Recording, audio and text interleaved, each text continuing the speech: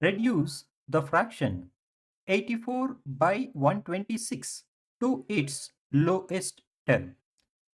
This is an example for simplifying fractions. Step 1. Find the HCF. Since the fraction is to be reduced to its lowest term, we need to find the HCF of 84 and 126. Let us follow the division method to find the HCF.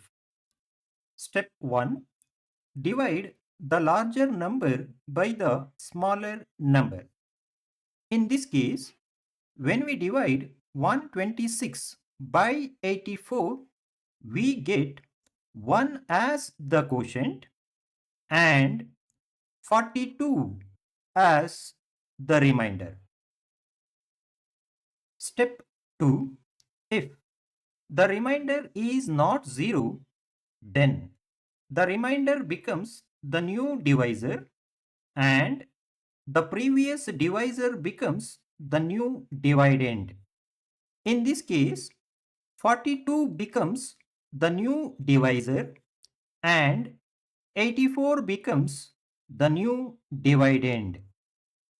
When we divide 84 by 42, we get 2 as the quotient and 0 as the remainder. Step 3.